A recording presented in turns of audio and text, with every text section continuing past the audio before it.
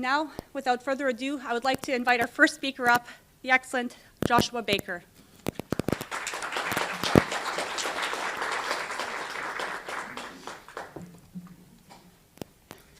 Hello. Joshua Baker is an investigative journalist, filmmaker, and creator of the BBC's most awarded and listened to podcast series, I'm Not a Monster. Most recently, he made the Shamima Begum Story, which created international headlines as it unpacked one of the most contentious stories of our time. And in 2021, he also received a congressional commendation from the US government for coordinating multiple life-saving extractions of civilians, including children, from Afghanistan. So, to start us off, we're going to have a conversation here, and let me... Can you hear me? Oh, you can. There we go. And there should be a second mic. So if you unclip that.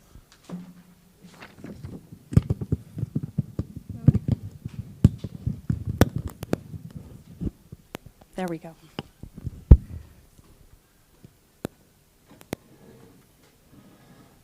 It's a little bit of an informal setting for a conversation like this, but I think, Josh, to get us started here, let's have a look at a clip from your first series of I'm Not a Monster.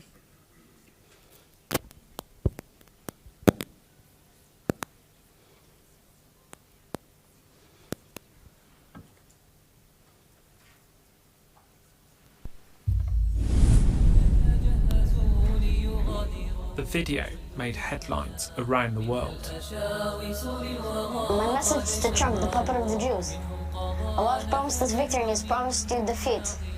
This battle is not going to end in Raqqa or Mosul. It's going to end in New Orleans. By the will of Allah, we will have victory. So get ready, for the fighting has just begun.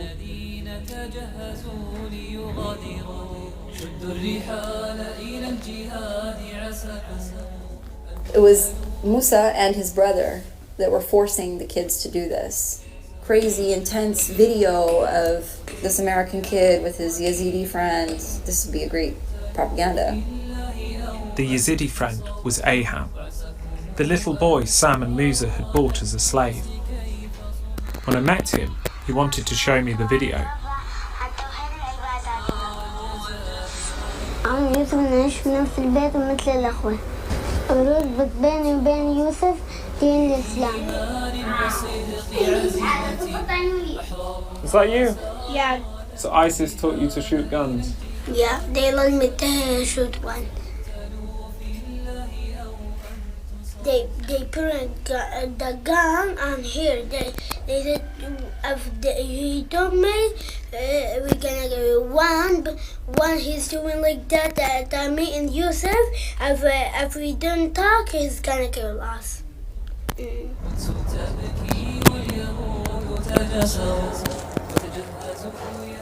So how did it come about? Did you want to do it? No. I just wanted to go on with my life. Just wanted to get back home, do my thing. Sounds like you worked out that you had to do this to keep going. Yeah. Some people will have seen the ISIS propaganda video of you. What was it you would want people to understand?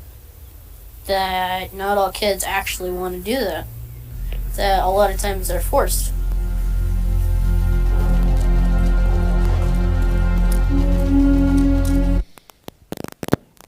Oh, it's a long time ago since I've seen that. Well, your last two podcast series have focused on the topics of families and children who became affiliated with ISIS. First, the al-Hassani family, about Samantha, Musa, and their 4 children, Matthew, of whom we just saw, and then Shamima Begum, herself a teenager who eventually had and lost 3 children, had 2 miscarriages along the way while in Syria. What interested you about this topic? Can I ask how many people know the podcast series is out of interest? This is a good amount of you. Thank you very much for listening. I'm very grateful. Well, I suppose I came to this in a very non-conventional way. If I do the sort of Shamima Begum, which is actually series 2 first, because it's where it happened chronologically.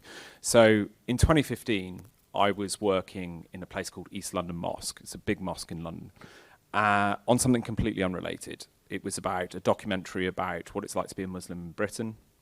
And during the course of that filming, I became aware that 3 girls from the local community had gone missing. one of them turned out to be Shamima Begum. And that mosque became a focal point for her family, the families of the other girls, and indeed the authorities and the wider community. So as a journalist, I suddenly found myself having this very unique look into an unfolding crisis, which would be the jihadist traveller crisis that would then take hold. And I sort of then followed ISIS stories of radicalisation, stories of extremism for about the next 8 years, until about 2016 actually would be the point where I had the sort of encounter that would lead to this story. So I was embedded with Iraqi special forces in Mosul. Unfortunately, I was hit in a suicide bombing, buried in a collapsing house, broke my back, my head is full of shrapnel, and came away from that back to London. And a contact of mine had heard I'd been injured, and I'd lost sort of touch with him, and he reached out. And this is a contact that's now a very good friend, but he's always got something else to say. So I went to meet him in a posh London hotel and sort of sat in this chair, shuffling about, trying to find the nicest way to sit with a broken back.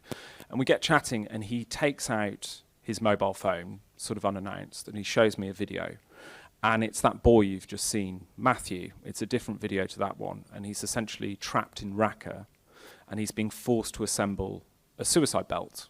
So having just lived through a suicide bombing, and then seeing a child being subjected to that, I sort of had a very ideological moment of like, well, I'm going to find this kid. I mean, bear in mind, he's in ISIS territory in Raqqa, the heart of the caliphate.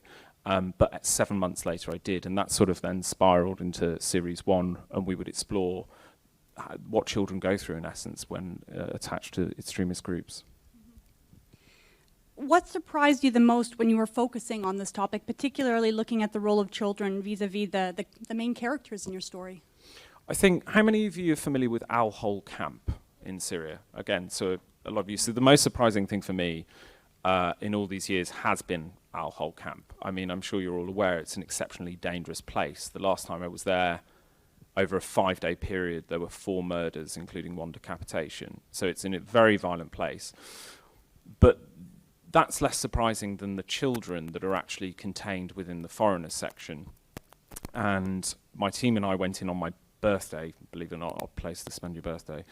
But going in and seeing children, probably, I don't know how many, 10, 20, 30, 40, 50 kids, no older than sort of 10 years old, and seeing them from so many different nationalities caught up in an environment where essentially the dominant ideology is one of extremism, and you have 8-year-old children who know what a coalition is, right? I remember one child saying to me, "The coalition killed my father, you're part of the coalition," and their concept of the outside world being so limited to the foreigners are the oppressors, they are the people that come in and harm us. And I think there was a particular moment where I had a camera, and I was trying to talk to a child. He must have been no older than 5 years old. He was fascinated by the fact I had this camera, but he also simultaneously wanted to stab me. So he had a long pin in his hand like this, and he was clutching it really hard. And I was trying to engage with him and talk to him and kneel down, and he couldn't work out whether to see me as a sort of a human being in a way, as someone similar to him, and to put the pin down, or to see me as, a kafar, an infidel, and attack me. And it was really interesting to see in this one child this juxtaposed ideology of what do I do, where do I sit, do I trust this person, don't I trust this person, is he the enemy, isn't he? And I think to round that off, what it shows is that you have this environment where you have children who are children, but the dominant ideology around them is making it harder and harder for them to connect with the outside world, which poses a long-term threat and risk. Let's have a quick look at one of your videos from al-Hol camp. And there's a lot of confusion. What do we do next? All of these ISIS people are in detention now. What happens if you leave all these people out there? The deprivation of citizenship, the leaving them over there, that's all easy enough. But actually that in and of itself isn't a solution. This is a tinderbox. Will ignite again at any moment. And suddenly we're going to get sucked back in.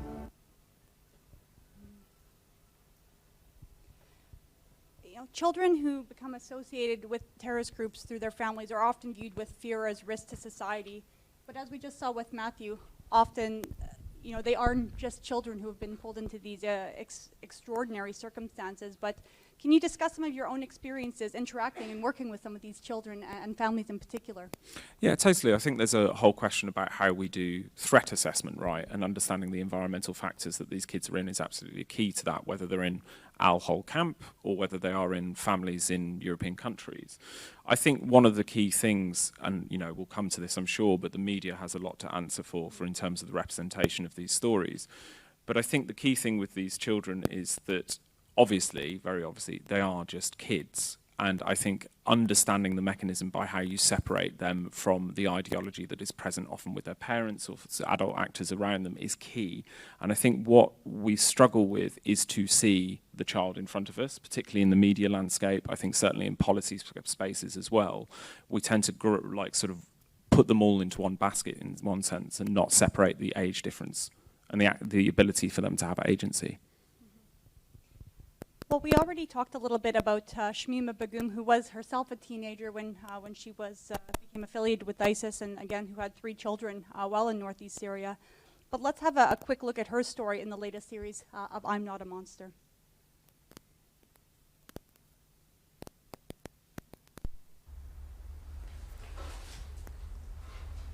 I'm curious about how you think people perceive you. As a danger, as a risk, as a potential risk to them, to their safety, to their way of living. Do you understand why society has so much anger towards you? Yes, I do understand, but I don't think it's actually towards me. I think it's towards ISIS, but when they think of ISIS, they think of me because I've been put on the media so much, you know. But they only did that because you chose to go to ISIS. But what was there to obsess over? We went to ISIS, that was it. It was over. They just wanted to continue the story because it was a story. It was the big story. But you do accept that you did join a terrorist group? Yes, I did. 3 friends stride confidently through Gatwick Airport, heading to war-torn Syria. Hundreds and hundreds of Western Muslims have been attracted to this death cult.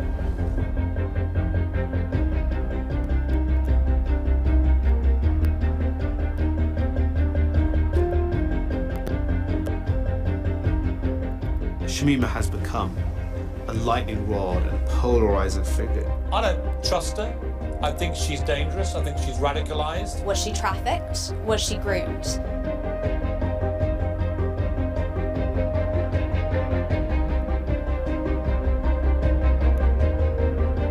When you throw your lot in with the devil, don't expect the niceties of what Western democracies and Western justice stand for. They were children, they were manipulated. We have probably let this child down at some point. Could Shamima Begum have been prevented from reaching ISIS? There would have been a possibility, yes. They can't expect us to come back to the UK and be welcomed with open arms. I think she shouldn't come back. She's made her choice. It's really complex. She's really complex. She was radicalised here. It's our mess and we should clear it up. The runaway ISIS bride has had her British citizenship revoked. If you did know what I knew, you would have made exactly the same decision. Of that, I have no doubt.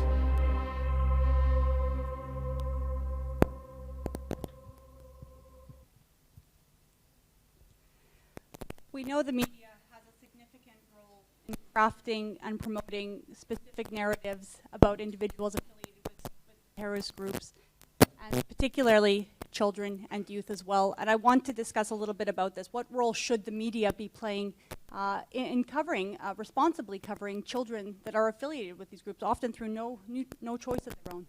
I mean, totally. I think when we think about media, we have to think about it in a much finer detail. We tend to think about media as this all-encompassing thing, but if you think about the media landscape, if you are a print journalist, you maybe have 500 words, 1,000 if you're lucky, to explain something very complex. You also have very grabby headlines, right?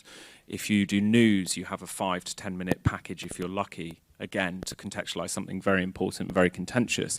And I think with those two types of format of media, you inevitably end up in something where it is going to be more sensationalist and it is going to lack context. I'm very lucky I left both of those landscapes to do long-form investigations. The BBC gives me a huge mandate.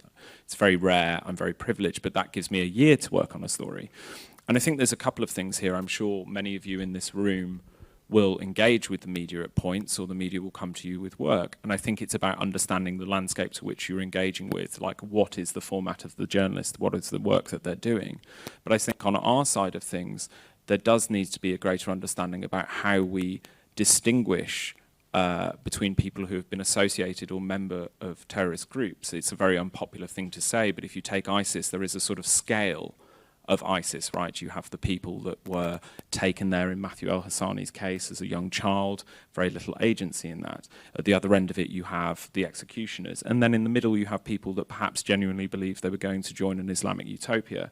And I think understanding the scale, understanding the nuances of this is something that the media really do need to try and do better.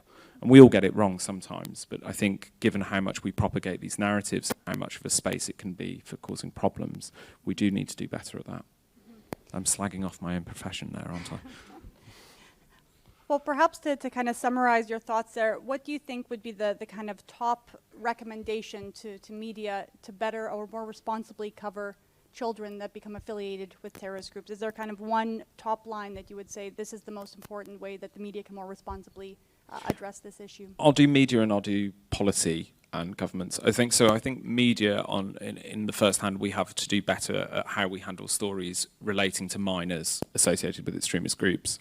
We have in our team an extraordinarily large amount of practices and checks and balances we put in place to understand how we will tell a story. I think our industry would be better equipped to do this if there was a sort of broader mandate of rules about how you cover these sort of things. And I think there is room for policy insertion there. But I think also just more broadly in terms of a practical one around this issue, I think we really do need to adjust how we go about assessing our concept of threat assessment. So if we cite that particularly within the northeastern Syria space with these camps Hol and Roj, you know, there is the debate endlessly about do you bring these people home? Mimed them. Do you bring these people home or do you leave them there? Now, inevitably, anybody that has been associated with ISIS or any extremist group can pose a threat. We shouldn't ignore that. But the notion that that threat is greater than, say, leaving them out there, some of the destabilizing factors we see when you leave people from extremist groups in these environments or associated with extremist groups tends to go on, history tells us this, and have a far greater impact than engaging with the issue firsthand and dealing with it then and there. And I think we are in danger at the moment of maintaining a really dangerous status quo on this issue.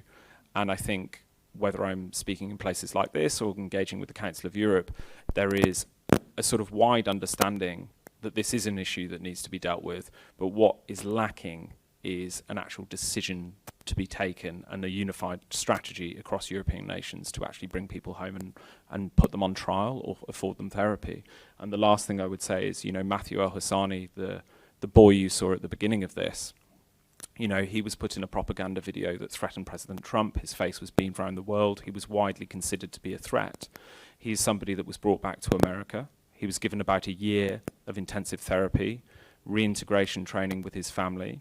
He's now living a really good life with his father in America. His siblings are with the grandparents, and he has had a new start, and he's doing really, really well. So it does work.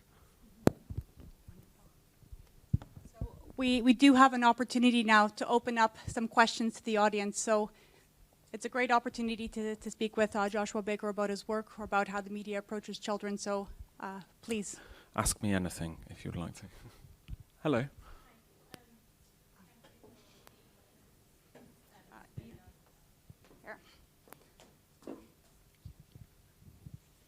So a really interesting point around the documentary, which kind of conflicted me when I was listening to it, is the issue of gender.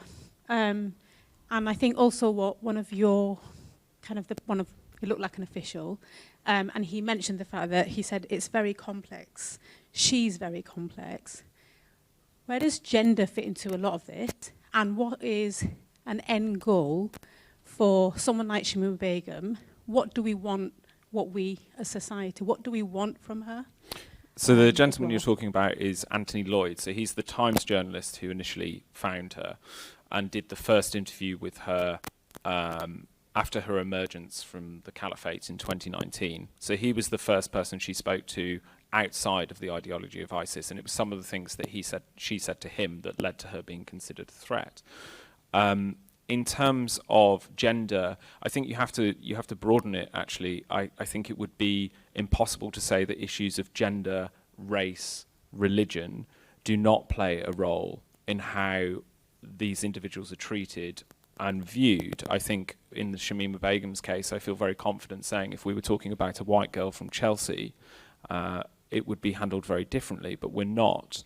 And I think that plays into a wider thing, particularly, I can obviously talk about it better from a British context, but Britain has for a long time, particularly in 2015 when Shamima left, been going through a sort of identity crisis about how we interact with these communities, how we understand minorities in our country and the role that they play. And those issues are still very much unresolved. So when you fast forward to today, these issues and these undertones are still very much in play and influence the decision making. As for what should happen to Shamima Begum, I'm not really allowed to have an opinion on that. But what I can say is pretty much what I said earlier about threat assessment. You know, I have spoken to many members of the intelligence community, the military, who are serving and non-serving, about this issue of leaving people like Shamima Begum and the thousands like her in these camps in Syria. And the consistent theme that comes back is this is a ticking bomb. It is something that's going to come back to bite us. I think what's different about this now, just to bring it back to children, I think historically, you know, whether it's Camp Booker in Iraq in 2003 or Guantanamo Bay, we didn't typically see children being detained in that way. What we're seeing here is worrying, because those kids I mentioned in al-Hol, fast forward 10 years from now, and they have no concept of our ideology, our way of being, or the world outside the camp. That means there's a process of de-radicalization. That common language between us is far removed. So I think action needs to be taken, basically. But I think you're still viewing it from a kind of a security lens as such, right? So as a threat. And I think the complexities, so I think you talked about Matthew al-Husseini and the fact that he was considered to be a threat, and then there were opportunities that were provided. And I think gender is important in all of this, because I think it's predominantly men who are interviewing and providing that gaze of how we view women and girls, for example. And there is a way, so my question around what do we want the outcome to be? Nothing is going to be sufficient. I think we live in, and it's not criticism, it's just how it is. It's just the fact that it's almost like even if the end goal is that she ends up killing herself, there will still not be a reflection on the conversations that we're still having, because it will continue in that cycle as well. So I feel there's a thirst from us as viewers and listeners in terms of what we want from her, whatever that looks like, and whatever that story may or may not be. But at the same time, those questions are not explored as well. So it's not, I'm just framing it in a different way from probably kind of in a way of gender that's not looked at. There's things around kind of race that's also looked at within this from minority ethnic communities as well, in the sense of proportionality and disproportionality of treatment as well. Totally, and I think, look, it is the Shamima Begum story, particularly in a British context, is unique in a way, simply because of the amount of media coverage it's been given. So, you know, 2019, it was the most read story in the country. And what we found, I think this comes where we will have mutual ground, is what we found when we reviewed a lot of the media before we started on this that had been written or produced. We went through more than 10,000 articles. It's simply an awful lot had been said, but very little was known about what had actually happened. And so where I'm going with this, I think when you look at these topics and these stories, you really have to put a lot of effort into looking at the context. And the context is so often removed, be that in relation to things like gender, race, religion, security, whatever we want to talk about it. The context is missing, and that is a symptom of how the news media typically works. Hello. Hi, I'm Julia Moshkevich from Trilateral Research, one of the partners on the project. As you know, it's a European project. We're looking at different countries. And I think we have a fairly good grasp of the different legislations and policies. But I was wondering, from your perspective, and having been in the camps and so on, what are you seeing about the different countries, whether European or also with America, and the kind of attitude towards the children? And is there like a good practice example in terms of a country who is doing things well? I can make some reductive generalizations. So I would say America has been largely quite good on engaging this issue, repatriations, but also, in essence, engaging with partners, international partners, to essentially try to move the dialogue along. And A friend of mine was at a conference recently with some members of the State Department and so on and so forth, and it seems that attitude is still there. I think European countries broadly, I would say, do a better job than the UK. I think the UK is very much in a position currently where it is not something we really have a policy for dealing with it, and it's very much, it's not our problem, leave them over there. And the difficulty is that nations, be that whether it's the UK, Canada, or what have you, there is no compulsion under international law to repatriate, right? So I think there is, while European nations are doing better, we all face this issue, no matter where we're from, about the mechanisms legally are perhaps not there to deal with this issue. It is an issue that is relatively new in terms of this concept of repatriation, leaving them there, what do we do? And I think the frameworks need to be put in place to enable action to be taken, basically.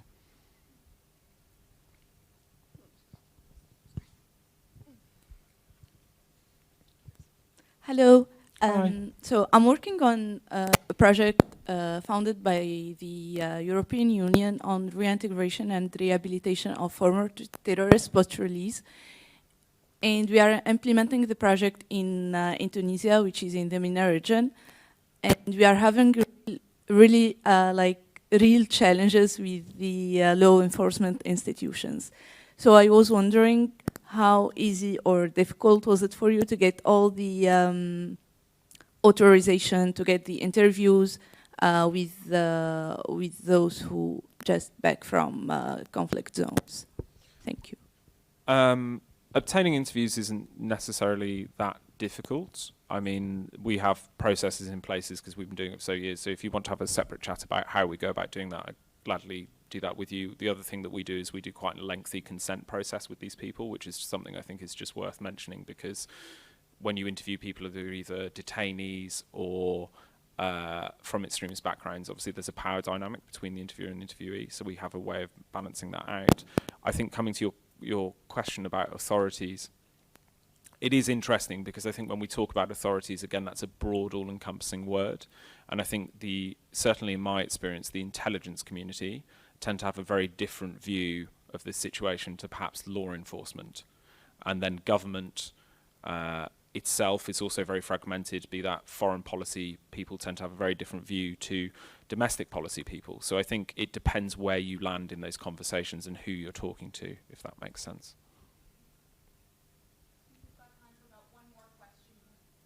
Hello.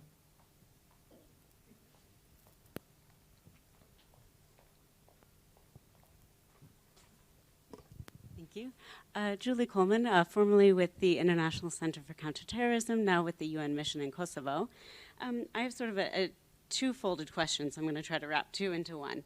I'm really curious the extent to which you agree or disagree with Shamima Begum's statement that she made in this video clip of the media being to a great extent, responsible for her current situation, and, you know, reflecting upon whether she hadn't granted that interview to the Times, whether her citizenship would have been stripped, for example.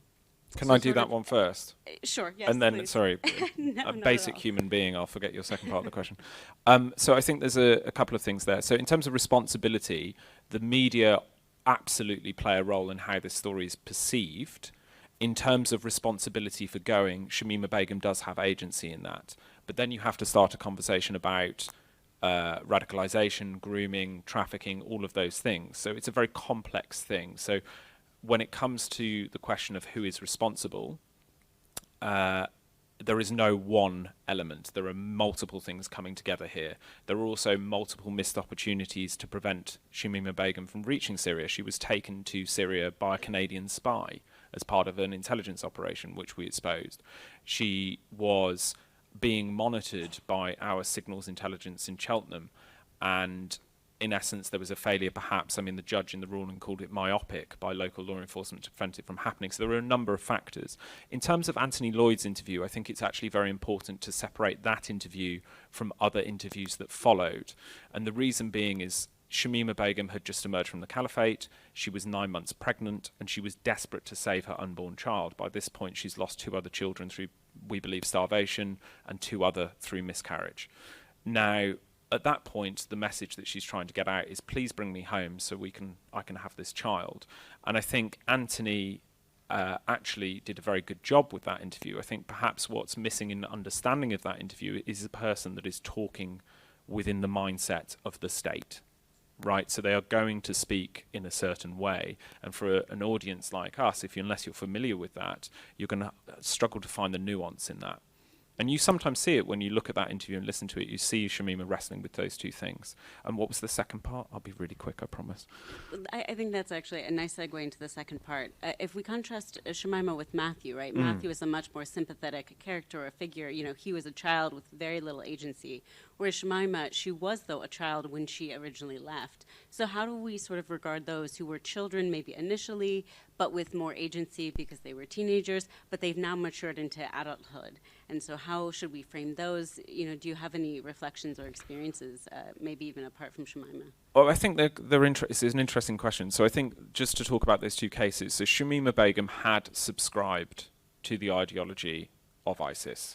She'd done that for a number of reasons, but largely because her best mate was there and influencing her. There are also societal factors, as I mentioned earlier, about how we treat migrants in Britain.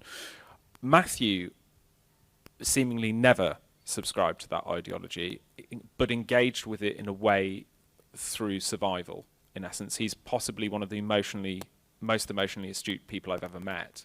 He can read a room, he understands dynamics of power between people, and his methodology of engaging with it was one of survival. So I think when you look at the two, you have to see two very different mindsets. One that was about, I have to endure this, the other was like, I'm actively subscribing to this. Regardless of that, I think the end result of how we treat these people and how we put in place policies, de-radicalisation, I think therapy is essential, it works for Matthew, has to be unified, if that makes sense. Did that answer your question? Yeah, I think so. Thank you. That's right.